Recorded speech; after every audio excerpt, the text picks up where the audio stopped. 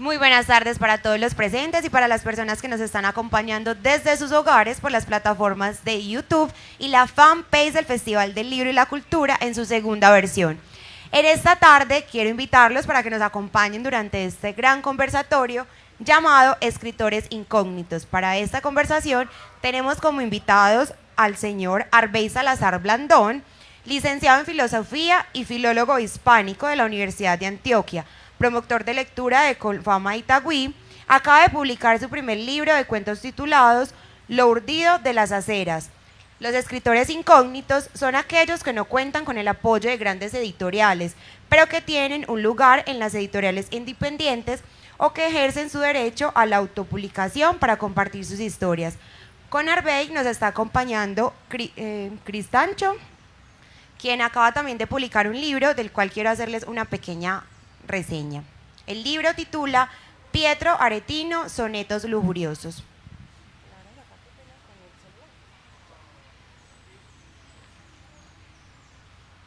¿Y por qué los poetas y los escultores antiguos y modernos suelen escribir y esculpir alguna vez? Para deleite del ingenio, cosas lácitas como en el Palacio Crisio da Fe, el sátiro de mármol que intenta violar a un mancebo.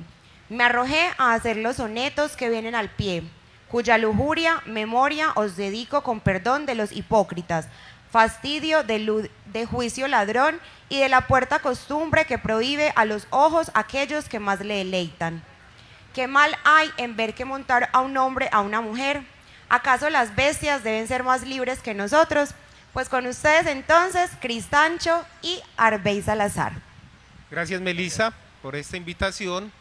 Como Melissa ya les contó, soy Arbey Salazar Blandón, promotor de lectura de Confama, y hoy voy a estar conversando con Cristancho Duque. Cristancho, bienvenido. Cristancho es traductor, es poeta, en otras palabras, está dedicado prácticamente al mundo literario porque también es editor y tiene una editorial. Pero antes de hablar un poco sobre Sonetos Lujuriosos, quiero leer una pequeña biografía de Cristancho y luego sobre la editorial que tiene como nombre Ediciones Letras Doradas. Cristancho Duque, poeta, traductor y editor oriundo de Santa Bárbara, Antioquia. Ha participado en eventos poéticos como el 9º Festival Internacional de Poesía en el Caribe, Poemario Barranquilla 2016, la 4ª Semana Internacional de Poesía en Coyoacán, homenaje a Porfirio Barba Jacob, Ciudad de México 2018, y el Festival Internacional de Literatura y Artes Glosas, Sofía 2020, entre otros. Algunos de sus poemas han sido publicados en medios impresos y virtuales de Colombia y del exterior y traducidos al búlgaro. Es traductor de poetas italianos del Novecento y del Renacimiento, entre los que destacan Salvatore Quasimodo y Pietro Aretino, que es de quien vamos a estar hablando ahora, ¿cierto? Así es. Finalista en el primer premio de traducción José Manuel Arango 2019 y ganador del Premio Nacional Casa de Poesía Silva en 2020, en plena pandemia, ¿cierto? Se pueden llamar poemas pandémicos, ahorita hablamos de eso. Ha publicado Pietro Aretino, como ya les dijo Melissa, Sonetos Lujuriosos, Introducción, Traducción y Notas de Cristancho Duque, de su editorial Ediciones Letra Dorada 2021, y pertenece a la organización de las Jornadas Internacionales de Literatura Andrés Bello, que las siglas son GILAB, y dirige la editorial independiente Ediciones Letra Dorada. Ahora, para que conozcamos un poco más de la editorial, Letra Dorada es una editorial independiente colombiana radicada aquí, en el municipio de Itagüí, especializada en la edición y el comercio de libros impresos, libros electrónicos y libros de lujo manufacturados manualmente, libros artesanales podríamos llamarlos también, ¿cierto? Sí. Ha publicado en la colección Grandes Clásicos Rafael Pombo, La Hora de las Tinieblas 2021, y como ya dijimos y hemos insistido porque es el libro del que vamos a hablar, Pietro Aretino, Sonetos Lujuriosos, Introducción, traducción y notas de Cristancho Duque. Y en la colección Locomotora Literaria, junto con ediciones Cosa Nostra, Yandel Marcel Solvillerte, El sombrero del general del 2020, Yandel Marcel Solvillerte, A la sombra del quitasol, selección de poesía bellense contemporánea 2020, y Jesús Gómez Ceballos, Del aire 2020, y Cayus Generosus Erigo, Generosus Erigo, Priápicos, ¿sí?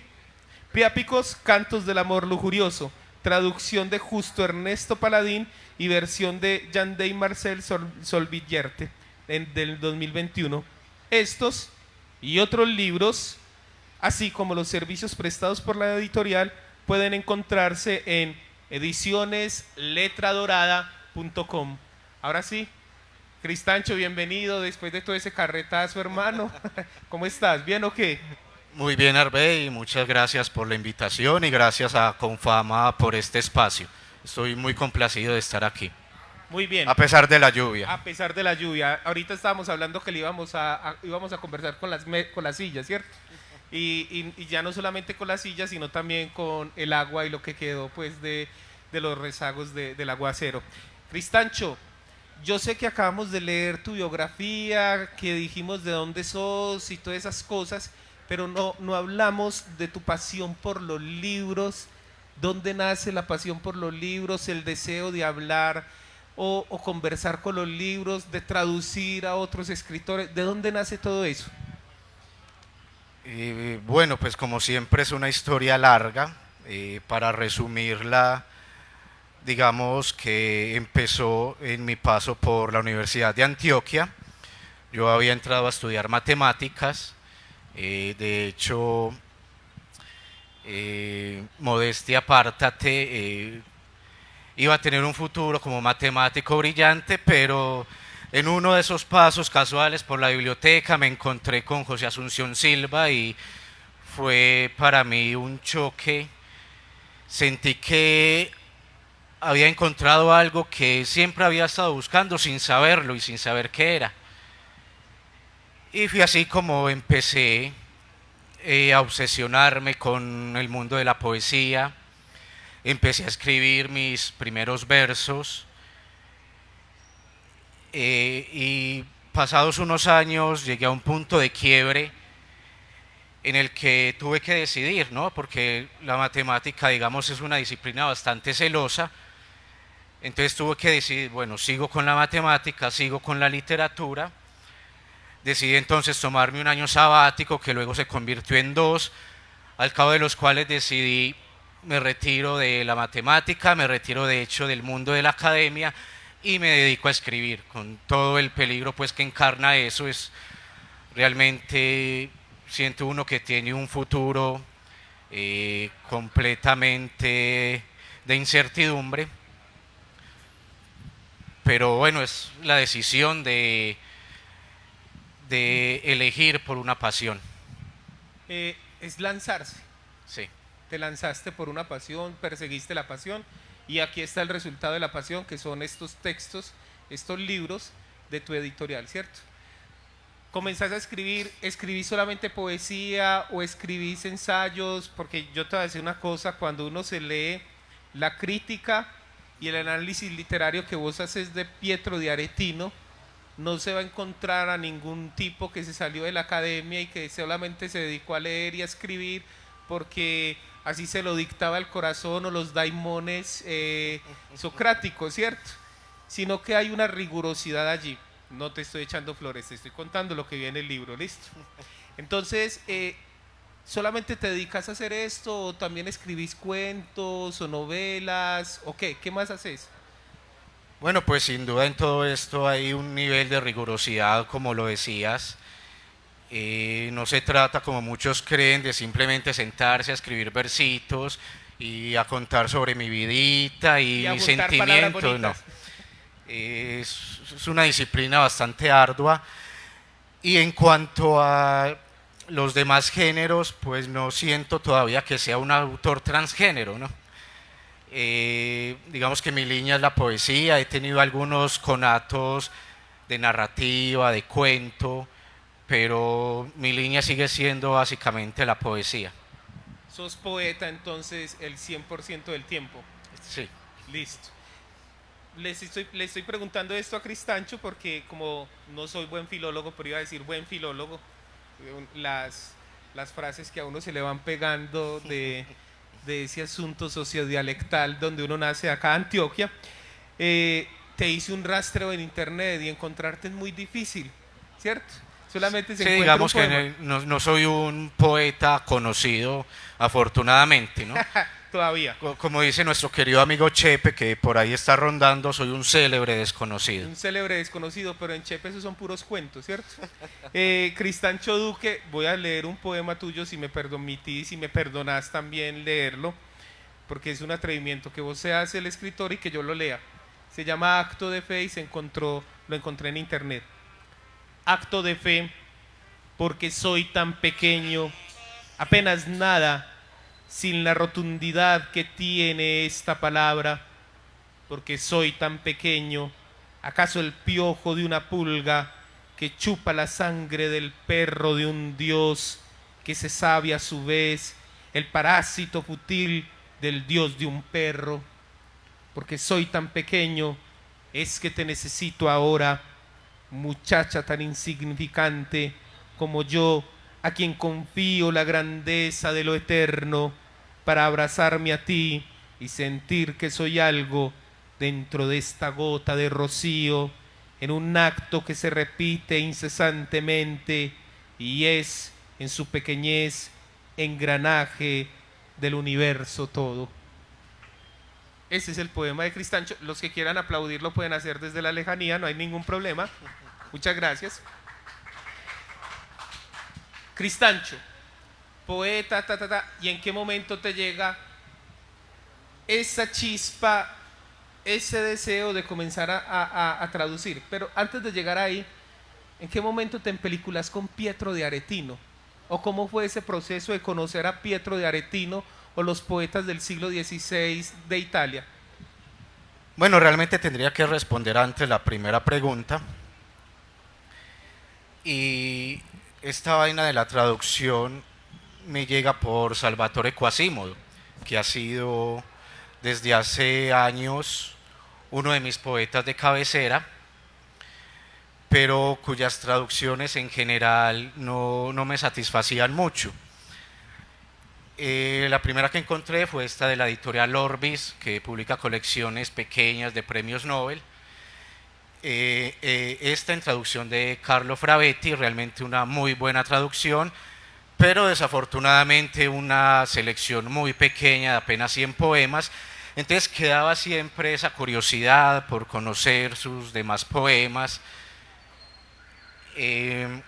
buscando de pronto traducciones de su obra poética completa. Encontré una de Antonio Colinas, publicada en España. Bueno, la conseguí prestada, pero realmente fue una completa decepción. Encontré pues ahí una traducción en la que se perdía completamente la atmósfera de la poesía quasimodiana, de hecho con un montón de errores, algunos de ellos bastante graves.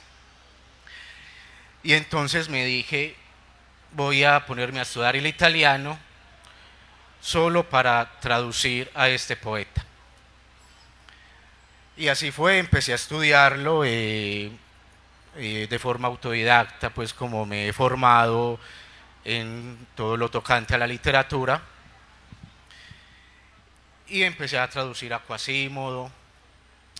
Estando en esas, un muy querido amigo y gran poeta bellense, Yandey Marcel Solvillerte, el que ya mencionábamos, pues tenemos aquí varios de sus libros, me envía un PDF de una de las traducciones de los sonetos lujuriosos de Aretino, más exactamente la de Visor, que realmente es una traducción espantosa, la traducción de Villena, y me dice, como incitándome, ve Cristancho, qué bueno sería una traducción de esta obra, menos peninsular, etcétera. Y yo pues me lo tomo como un reto, ¿no? Como dicen por ahí, un bobo cariado mata a la mama. Y ese fue mi caso. Entonces, casi que inmediatamente empecé a leer ese texto y a traducirlo. En principio, pues estaba cometiendo el mismo error que han cometido muchos de sus traductores, que es acometer esa tarea con más entusiasmo que rigor. Ya después empecé un poco a sosegarme y a investigar sobre el autor, sobre Aretino, sobre esa obra que a propósito no lo conocía, yo no tenía idea de quién era Pietro Aretino, y empecé pues a darme cuenta de todo esto que se menciona en la introducción del libro, todos estos sonetos apócrifos y demás, pues que ya supongo que hablaremos de todo ello. Claro, vamos a hablar un poco de ello, pero vayamos a la vida de Pietro. Ah, bueno, mientras hablaba se me vino algo a la cabeza porque cuando yo estudiaba en los 2000 por allá en la Universidad de Antioquia descubrí a Pietro de Aretino, una traducción que hizo el profe Mario Yepes y que después comenzaron así a sacarle fotocopias y comenzaba a aparecer Pietro no por todas partes, pero por muchas partes, pero era simplemente un juego que hizo el profe, ¿cierto? También confrontaste dentro de tu texto con las otras traducciones que se han hecho al español de los sonetos lujuriosos. Sí, claro, empezando con la primera traducción que es de Juan Bautista Bergua, por allá del 30 y pico. Bueno, realmente soy muy malo para recordar fechas, pues aquí las pongo todas, pero nunca me las grabo. Bueno, todas estas traducciones que se hicieron en España están todas confrontadas y comentadas todas críticamente. También algunas de las que se han hecho en Latinoamérica, exceptuando por ejemplo la de Sarandi Cabrera, la de Pierre Jacomet, que en el momento me fue imposible conseguir. Ya que hablas de la del profe Mario Yepes, que no la conozco, también conocí una edición publicada por Arcadia Editores, creo que por allá en los 80s, una edición pirata realmente que lo que hace es coger la traducción de Juan Bautista Bergua, la primera traducción, si es que se le puede llamar así, de los sonetos lujuriosos, y publicarla sin mencionar ni siquiera el nombre del autor. De hecho también se imprimen en esa edición unos dibujos vanguardistas, haciéndolos pasar por los dibujos de Giulio Romano. Y bueno, pues una de las tantas ediciones piratas que se han publicado de esta obra, pero por supuesto hay aquí una confrontación con todas estas demás traducciones. Aprendes italiano, pero no el italiano moderno, pues porque estamos hablando de un poeta del siglo XVI, entonces te toca ir mucho más atrás dentro de la lengua, dentro del italiano, para poder entender o poderlo traducir a este español moderno, a Pietro de Aretino. ¿O me estoy equivocando? ¿Fue con el italiano moderno? ¿Cómo fue ese proceso? Bueno, pues era el italiano moderno el que tenía en la cabeza, eh, traduciendo pues a Salvatore Quasimodo y algunos poetas de otros poetas del Novecento. Y con Pietro Aretino pues indudablemente hubo que hacer todo un trabajo no solo de investigación de su obra y de su vida, sino también un trabajo filológico, sin ser yo filólogo, de ese italiano renacentista, de todos estos giros, expresiones, en este caso en específico también del lenguaje burlesco. Digamos que yo me acerqué a esa obra como un novato, entonces fue un trabajo pues bastante arduo de acercarse a este lenguaje del siglo XVI, que de hecho es un trabajo que no han hecho muchos de los traductores de esta obra, ¿cierto? Como te decía, acometen esta labor con mucho entusiasmo, pero con muy poco rigor. Entonces, quien consiga tu libro, quien lo adquiera, va a encontrar un trabajo no solamente riguroso dentro de la interpretación crítica del libro de Pietro de Aretino, Los sonetos lujuriosos, sino que también va a encontrar una fidelidad de una traducción fidedigna de ese italiano al español. ¿Podemos decir eso o es Sí. muy pretencioso? No, sí, digamos que en esta traducción se apostó por mantener un equilibrio entre fidelidad y gracia, porque también lo mencionaba, por ejemplo, la traducción de Pablo Luis Ávila del 99, es filológicamente intachable, pero también se echa mucho de menos la gracia. Una gracia que sí hay en otras traducciones anteriores, traducciones muy terribles, pero con esa gracia de la que adolece esta traducción de Pablo Luis Ávila. Entonces se apostó por mantener un equilibrio entre gracia y fidelidad al original. Y, hombre, pues también, digamos, haciendo un poquito de propaganda, cuando uno se mete a hacer una traducción, al final, si la logra, tiene que salir diciendo que esa es la mejor traducción que se ha hecho hasta el momento, porque si no, no tiene sentido, ¿cierto? O sea, una traducción anterior que es mejor que la mía, entonces yo para qué hice la mía, ¿sí? Si hay una que yo digo que es una excelente traducción, pues para qué voy a meterle más leña al fuego y ponerme a traducir esa obra. Bueno, hemos hablado de la traducción, de sonetos lujuriosos, hemos dicho un montón, pero no hemos hablado de Pietro Aretino y por qué es importante los sonetos lujuriosos, ¿cierto? Atención, el libro, los poemas, los sonetos que están inspirados, ahorita nos decías en unas, se me olvidó el nombre. En unos dibujos de Giulio Romano. Sí, y que esto generó una polémica muy grande para su época. No solamente lo vean desde la parte, porque todas las personas lo ven de esa manera cuando se acercan por primera vez a Aretino, y es desde la parte sexual, y se quedan en la parte sexual. Una señora que una vez le leí en Pietro Aretino, en la parte más divertida. Sí, en la parte más divertida, me decía, ay, tan guachi, ¿cierto? Pero no va lo que hay más allá del trasfondo. Lo mismo dice mi abuela cuando ve la portada del libro. Sí. A usted no le ponen problema por publicar eso. Ay, tan guache ese señor Pietro Aretino. Pero hablemos un poco de Pietro, porque es importante los sonetos y cómo terminan haciendo los sonetos lujuriosos a partir de estos grabados, de estos dibujos. Bueno, Arbey, hablar de Pietro Aretino es un poco problemático porque hay muy poca certeza y sí mucho mito. Bueno, se puede decir que Aretino nació en 1492, que fue hijo de un zapatero de nombre Luca del Tura y de una mujer llamada Monatita, pero ya ahí empieza el mito, porque entonces algunos dicen que Monatita era una mujer proveniente de la alta aristocracia, otros dicen que era una cortesana, una prostituta, otros dicen que era una campesina que vivió con el zapatero Luca.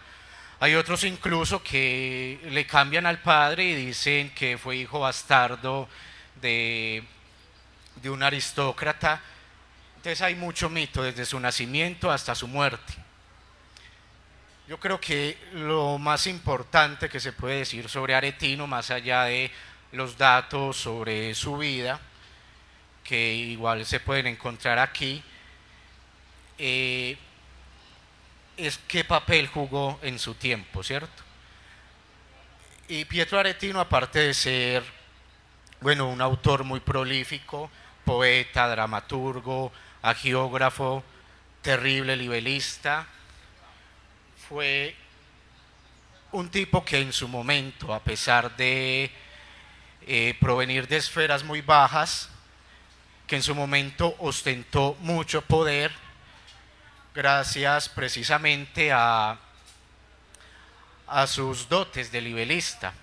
El tipo tenía una pluma implacable, una lengua viperina que atacaba por igual a todo tipo de poderosos, ¿cierto? Era mejor ser amigo que enemigo de él. Claro, a monarcas, al papa, a clérigos.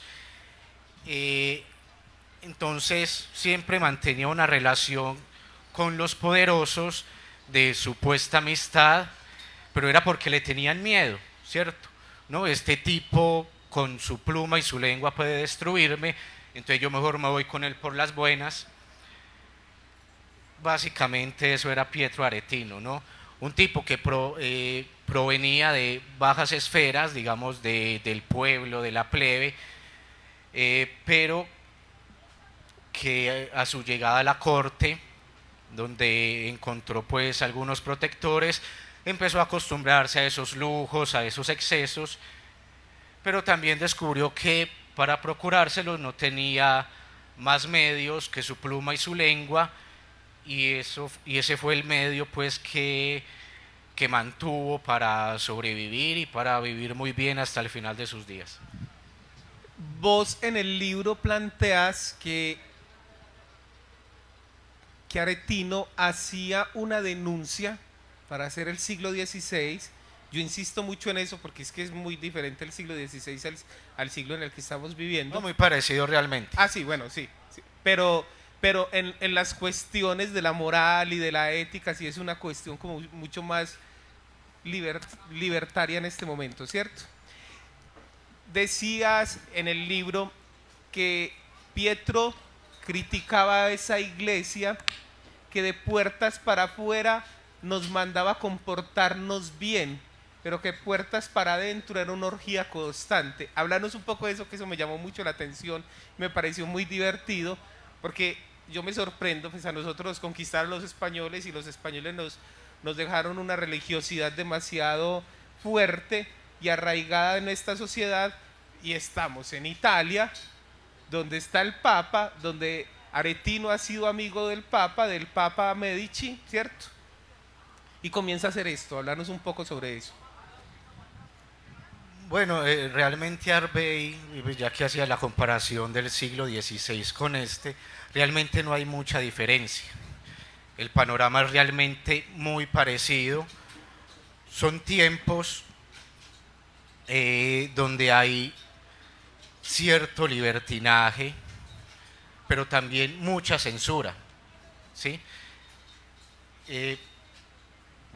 Para traer a colación una anécdota, este libro no me lo dejan publicitar en Facebook, por ejemplo, porque tiene en la cubierta uno de los dibujos de Giulio Romano, en el que hay un hombre y una mujer copulando, ¿sí? Entonces vuelve otra vez la pregunta de Aretino, pero qué mal hay en ver montar un hombre a una mujer si es algo que tanto nos deleita, ¿cierto? ¿Acaso las bestias tienen que ser más libres que nosotros? Y bueno, volviendo ya al siglo XVI. Sí, no hemos cambiado nada. Claro, Aretino era pues un libertino total, pero su diferencia con los demás cortesanos, con ese poder pontificio, era que no era hipócrita, ¿cierto? Entonces nos vemos en el siglo XVI, nos encontramos con una Italia de sombras y contrastes, como tú lo decías, de puertas para afuera, todo era una corrección pública, hay que comportarse bien, hay que mostrar una buena imagen, los feligreses tienen que ser gente ejemplar, pero de puertas para adentro era una orgía completa, como lo decía, ¿cierto? Entonces, la plebe que contenga sus impulsos, pero nosotros, por estar en la posición en la que estamos, podemos hacer lo que se nos venga en gana. Sobre todo porque los obispos, los papas eran pequeños reyesuelos en sus ciudades y hacían y deshacían, ¿cierto? Le pedimos disculpas a las personas que sean creyentes católicas y se sienten ofendidos, pero esto lo dice la historia, ¿sí? Me quiero detener en algo.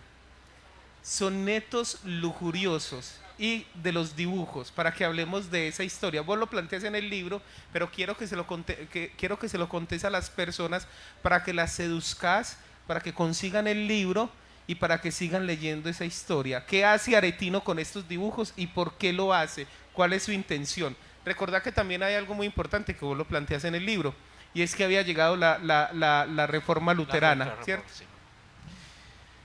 Bueno, esta historia empieza en 1524. Giulio Romano, que era un gran dibujante, discípulo de Rafael, diseña una serie de 16 dibujos de tema erótico que describen las posiciones que por entonces estaban en boga en la corte. La serie se llama I modi, que serían los modos o las posiciones. Hasta ahí no hay ningún problema, pero resulta que llega Marcantonio Raimondi, que era uno de los grabadores más brillantes del Renacimiento, graba estos dibujos. Bueno, como sabemos, se hacían pues los grabados en la lámina y luego se imprimían sobre el papel y el tipo los puso a circular. Estos grabados empiezan a encontrarse pues en los lugares menos esperados, ¿cierto? Roma pues se llena de estos dibujos, se vuelve la sensación porque ya no era algo de propiedad de los poderosos, sino que se hizo algo público. Y fue ahí cuando empezó el problema. Giovan Matteo Ghiberti, que era el datario de Clemente VII, el Papa de Medici, que era bastante liberal, pues como toda esa familia, pero que tampoco se podía permitir ese tipo de escándalos públicos. Entonces Ghiberti hace la denuncia ante el Papa, encarcelan a Raimondi, confiscan tanto los dibujos de Giulio como los grabados. Digamos que Giulio se salva de ser encarcelado porque ya había partido para Mantua. Y es ahí cuando entra en escena Pietro Aretino, que estaba, digamos, en la cumbre de su carrera romana, que era ya amigo del Papa, y consigue, con su influencia, que el Papa libere a Raimondi. Pero el tipo no queda contento con eso. Pues como así que pasan este tipo de cosas.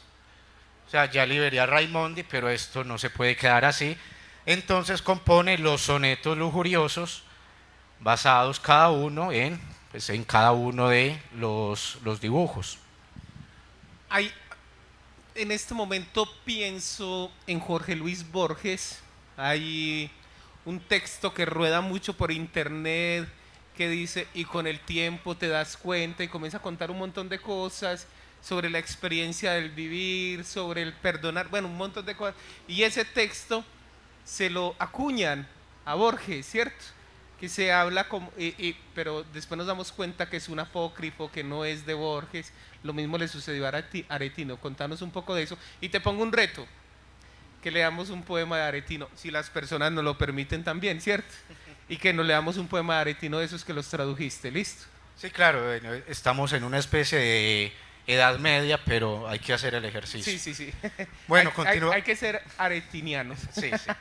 Continuando entonces con la historia de los sonetos lujuriosos. Entonces esta publicación de los sonetos, porque entonces ya se publican otra vez los dibujos acompañados de los sonetos, aviva pues mucho más el escándalo. Aretino tiene que salir de Roma por poco tiempo, menos de un año realmente. Cuando vuelve hay una especie de reconciliación con el poder romano, pero mentira, resulta que Ghiberti, el que había denunciado a Raimondi, le tiende una emboscada, contrata un sicario para que lo asesine. Seguramente el tipo pues no lo asesina, le hiere las manos, le hiere el rostro. Aretino pues afortunadamente consigue escapar con vida, pero entonces sigue esa censura, sigue esa persecución de esta obra. Por desgracia, tanto los dibujos de Romano como los grabados de Raimondi se pierden. Al día de hoy no se conserva nada de eso. Y los sonetos lujuriosos no se pierden, pero sí sufren una suerte algo similar. Poco después de la muerte de Aretino, ya toda su obra estaba incluida en el índice de los libros prohibidos. ¿Cuánto duró ahí? ¿Cuánto duró en esos libros prohibidos? Bueno, me preguntas por un dato que no tengo fresco en la memoria. Podemos buscar de pronto algunas fechas. Porque, por ejemplo, en el caso de Colombia, yo no sé si recordás, no, vos estás muy pelado. En los años 80 se sacó una película que se llama La Última Tentación de Cristo, y esta es la hora que todavía está prohibida esa película para presentarse acá. Por eso te estaba preguntando cuánto duró sancionado como un libro prohibido los sonetos lujuriosos. Sí, bueno, realmente no es tan importante cuánto duró digamos, cuánto tiempo estuvo en el índice de los libros prohibidos, porque poco tiempo después de que se prohíbe, empieza de nuevo a reeditarse, digamos, cambiando el nombre de la obra, cambiando el nombre del autor.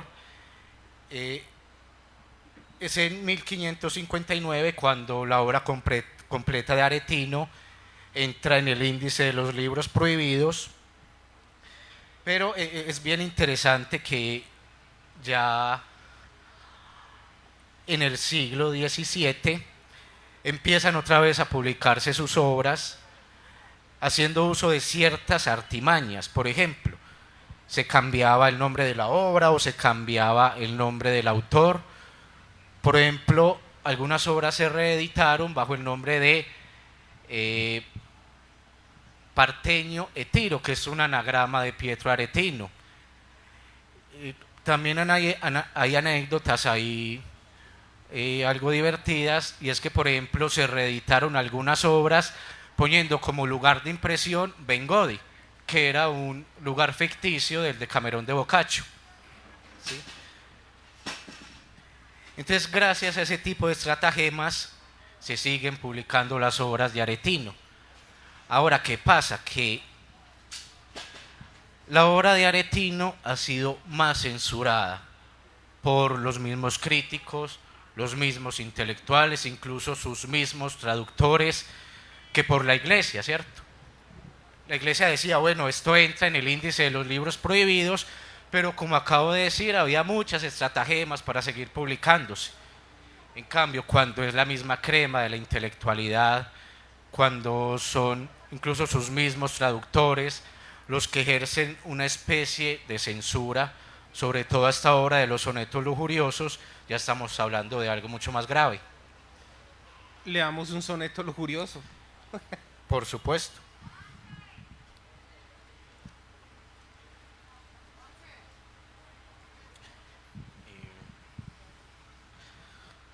Bueno, vamos a leer por ahora el soneto introductorio para irnos adentrando en esta obra, que habla un poco de lo que esta obra se trata. Este no es un simple libro de sonetos, de capítulos, églogas, canciones. Aquí Sanázzaro ni Bembo no componen ni cristales líquidos ni pequeñas flores. Aquí Variñan no tiene madrigales, pero hay vergas sin mesura y se hallan aquí el coño y el culo que las guardan, tal cual como en las cajas de bombones. Hay gentes folladoras y folladas, de coños y de vergas hay anatomías, y en los culos muchas almas perdidas. Aquí se folla en las más sucias formas que en el puente Sisto no serían creídas bajo la putañera jerarquía. Y en fin, loco estaría quien ascos hiciera ante tales dones, y a quien no folle en culo, Dios lo perdone. Mirar ver que hay aquí ya algo de lo que decías ahora, y es que suele adentrarse la gente en esta obra solo por el tema sexual, ¿cierto? Que es el más divertido, que es tal vez por el que en un primer momento empieza uno a traducirla, pero ya desde el soneto introductorio ve uno que hay algo más, y es, por ejemplo, ese carácter anticlerical de Aretino que se ve en muchas de sus obras. Y aquí dice, por ejemplo, que en el puente Sisto no serían creídas bajo la putañera jerarquía. Entonces, cuando dice la putañera jerarquía, está, por supuesto, refiriéndose a la jerarquía eclesiástica y haciendo una comparación de esa jerarquía con lo que se vivía en el puente Sisto, que era pues como el lugar de lo más bajo del mundo de la prostitución de entonces. En Roma. En Roma. En Roma. Sobre todo porque es que Roma, en la época de los romanos, para decir que esta era una casa de prostitución, dibujaba vaginas, o que en este lugar se podía tener actos con otros hombres, se ponían penes. Bueno, eran unos dibujos muy interesantes que también están en Pompeya y que se encontraron en las ruinas de Pompeya, pero que cuando llega el cristianismo esto se comienza a borrar. y Aretino de cierta manera comienza a rescatar esto, pero más allá de eso yo encuentro es la sátira constante, la sátira constante no solamente a la iglesia, sino a una sociedad. Hoy he utilizado mucho este término y he enojado a muchas personas con este término, a una sociedad hipócrita, ¿cierto? A mí me parece que eso es lo que juega en Aretino. Ahorita estabas hablando de algo que no quiero que pase desapercibido, y decías que él era un temible libelista.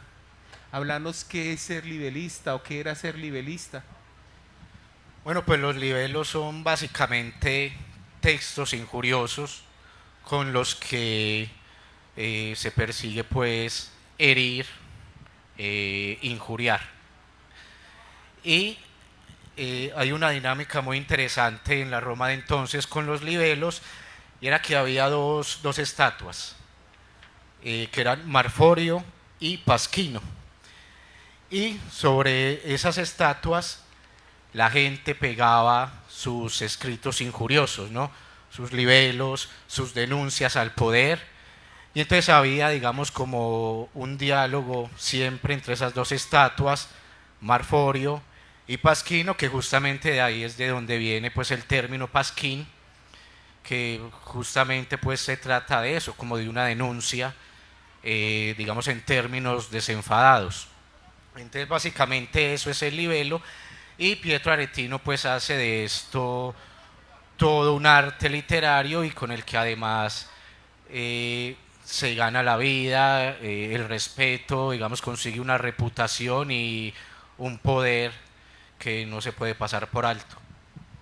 Aquí, mientras vas hablando voy recordando dos cosas, una que me pareció muy bonita, una reflexión que haces del cuerpo en el siglo XVI, sobre todo en la figura de Pietro de Aretino, y también planteas que Aretino llegó a tener, no recuerdo el nombre, eran 6 ayudantes, 6 mujeres que lo atendían. Las aretinas. Las aretinas.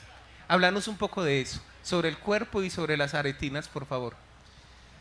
Bueno, pues siguiendo, digamos, con la historia de Aretino, él después de todo ese trasigar por Roma, de todos esos encuentros y desencuentros, pasa los últimos 30 años de su vida en Venecia, en la Serenísima, que era el lugar en toda la península itálica que más se parecía a su espíritu, ¿cierto? Su espíritu libre, independiente. Y en su palacio él tenía 6 ayudantes que llamaba las aretinas, que digamos eran las muchachas que mantenían su palacio, pero que también seguramente eran, por decirlo de alguna manera, sus novias, quienes atendían, digamos, sus necesidades como sus cortesanas privadas. Y el cuerpo. ¿Qué exactamente del cuerpo? El asunto porque es que cuando uno lee el poema, vos planteas acá, es que Aretino va mucho más allá de la descripción simple y tiene que ver la relación del cuerpo con el ser, con la entrega, con el estar, ¿cierto? Lo estoy viendo como una mirada más desde este tiempo. Pero ¿es el cuerpo como el vehículo de las pasiones o es el cuerpo como el lugar de la libertad? Cuando yo leía el texto, eso me queda como un punto de inflexión y me gustaría que ampliaras eso. Bueno, pues ahí hay mucha tela que cortar. Hay que empezar hablando, digamos, del carácter de los sonetos lujuriosos, que es una especie de teatro amoroso. Entonces no es una simple glosa, no es una simple descripción de los dibujos, sino que es un diálogo constante entre los amantes, donde se instigan, se cuentan sus deseos más profundos, siempre en esa búsqueda del placer. Y ahí hay pues una polémica que aún está en boga sobre si los sonetos lujuriosos es una obra erótica o pornográfica. Entonces lo que yo planteo ahí es que esa ambivalencia, esa dualidad entre lo erótico y lo pornográfico es realmente un contrasentido que termina llevando a la nada. Porque si nos vamos, digamos, al contexto anglosajón, digamos que la separación sí está muy clara, esa separación entre lo erótico y lo pornográfico, como la separación justamente entre lo privado y lo público. Pero si nos venimos a un contexto hispánico o itálico, un contexto más romance, por decirlo así, esa línea divisoria no está bien definida.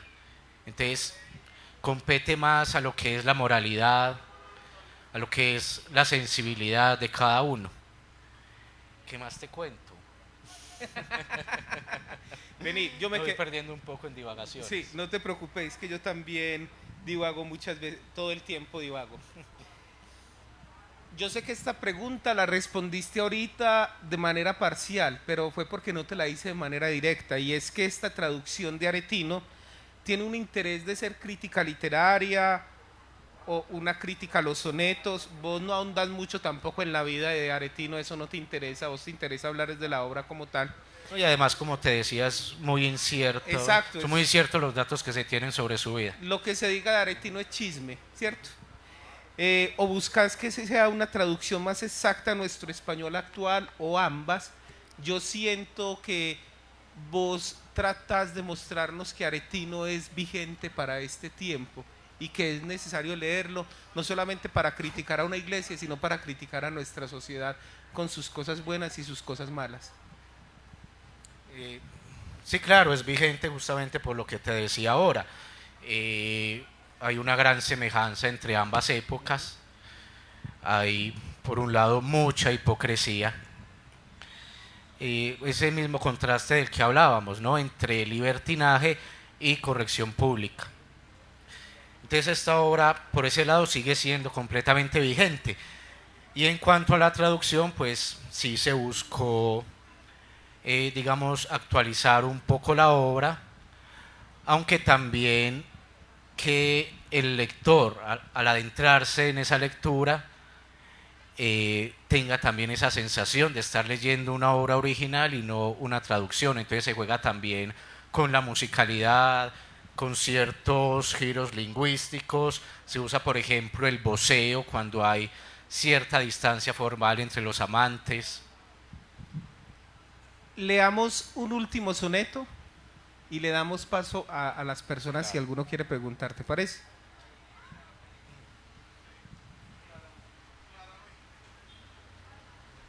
Bueno, pero no se me puede ir esta pregunta es fundamental, estaba mirando mis apuntes. Después del soneto responde esto, porfa. Vos decías en el texto que Aretino le ponía palabras a las personas, porque tenía una pluma voraz, ¿cierto? ¿Esa intención era de hacer quedar mal a las personas o hacer una denuncia? Porque eso si no lo planteas allí, ¿cierto? Sí, bueno, respondamos primero la pregunta. Eran las dos cosas. Porque por un lado el tipo pues tenía ese ejercicio de denunciar la corrupción y la hipocresía de su tiempo, pero también por otro lado había un interés, que era de esa forma como el tipo se hacía a una posición, a una posición de poder y también de económica. Entonces también había ahí un gran juego de intereses. Por ejemplo, Aretino, uno lo llamaban el divino, digamos los que lo tenían en la buena, pero otros lo llamaban el azote de los príncipes. Y es que el tipo, claro, mantenía azotados digamos, a toda la crema de la corte, buscando también ese interés personal, ¿cierto? Entonces, dame y no hablaré mal de ti, o declárate mi enemigo y te destruyo. Hay una parte que incluso parte de un chisme, y es que comienzan a decir que Aretino murió y un obispo le saca una especie de poema o de epitafio, sí. ¿Cierto? Es un epitafio, Sí, creo que hay que leerlo. Sí. Y Aretino después le responde, es muy gracioso, y lo traigo a colación porque lo que estás diciendo, Aretino tenía enemigos y amigos, y fue una constante en su vida, no solamente en su vida de adulto, sino también en todo su tiempo que estuvo en la corte, ¿cierto? Así es. Está, creo que por la página 23, 24, algo así. Bien, mientras vas buscando, ¿todos estos libros los publicaste el año pasado, en plena pandemia, o han sido entre el año pasado y este año en la editorial? Pasado y este, sí. Entre el año pasado y este. Ahorita hablamos un poco de los títulos, ya nos quedan 5 minutos. Hablamos un poco de los títulos, leemos el soneto y hablamos de los títulos, listo. No Bueno. sé si alguien del público quiera preguntar. Sí, claro. Bueno, empecemos por este epitafio que mencionabas. Empezó a correr el rumor de que Aretino había muerto y entonces Paulo Llovio, que era un obispo, le saca este epitafio. Bueno, lo voy a leer directamente en castellano. Yace aquí el Aretino, poeta toscano, de todos habló mal, menos de Cristo, excusándose en decir, no lo conozco. Y Aretino entonces, que no estaba muerto, sino que andaba de parranda, le responde con el siguiente epitafio. Yace aquí Llovio, historiador altísimo, de todos habló mal, menos del asno, excusando sin decir, él es mi prójimo. Bien, leamos un soneto y ¿alguien tiene alguna pregunta para Cristancho? Nadie, ¿o sí? No todos al mismo tiempo, tranquilos. ¿Listo? Tranquilos. Por allá atrás creo que tienen... No tienen pregunta. Cristancho. Bueno, vamos con este soneto que me gusta particularmente esta traducción. Abre las piernas, que bien quiero verte, el bello culo y tu coño en la cara. Culo divino que el cielo reclama, coño que el corazón destila en las renes. Mientras que yo os admiro, me viene el antojo de besaros de improviso y me parece ser más bello que Narciso en el espejo que a mi verga alegre tiene. Ay Ribalda, ay Ribaldo, por tierra y en lecho, te estoy viendo, puta, y como te prenda te romperé 2 costillas del pecho. Y yo me cago en ti, bubosa vieja, que por este placer pluscuamperfecto entraría en un pozo sin cubeta, y no se encuentra abeja de flor golosa como yo de noble verga, y sin probarla, de mirarla me chorreo.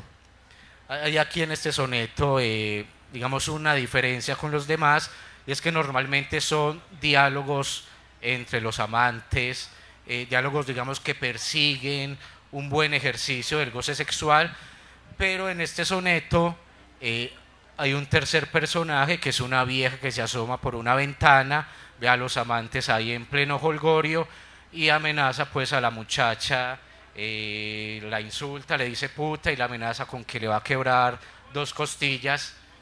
¿Y la va a denunciar? Sí, eso lo hace pues bastante curioso. Sí. Rafael Pombo, La hora de las tinieblas, Priapica, no leo bien, estoy un poco ciego. Priapica Carmina Sensualis Amoris. Priápicos Cantos del Amor Lujurioso, una obra del siglo VIII de nuestra era, del poeta latino Caius Generosus Erigo. Listo. Tenemos por acá Betsabe Espinal, Liderazgo Fugaz Trascendental de Carlos Enrique Uribe Restrepo, El sombrero del general de Jean-Ley Marcel, ¿cierto? Sí. Novela histórica sobre el general Córdoba. Listo. Y tenemos el libro de Juan, que es una antología de, no leo desde acá, del poeta Juan Calzadilla de Venezuela, una de las voces actuales más importantes de la poesía hispanoamericana. tenemos Del aire, ese es un poemario. Poemario de Jesús Gómez Ceballo. Sí. Y ahorita vas a estar por acá si las personas los quieren comprar, ¿cierto? Sí, Juan, la idea es que se acerquen ahorita o quedar los libros sin ningún compromiso. ¿cuánto vale o esperamos mejor que la gente se arrime y mire los libros de los sonetos lujuriosos y los demás de la editorial? Sí, esperemos que la gente se acerque. No sé si tenga alguien alguna pregunta. ¿Alguien tiene alguna pregunta? No. Por allá tiene una pregunta. Caballero, ¿me colaboras con el micrófono allá, por favor? Gracias.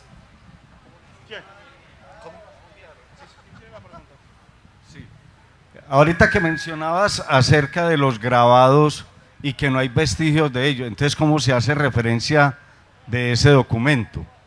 Y lo otro, si esto también pudo haber influenciado esta temática en la obra de, ya se me escapó, Marqués de Sade. del Marqués de Sade. Bueno, en cuanto a los dibujos y los grabados, no se conservan los originales, pero sí hay vestigios, ¿cierto?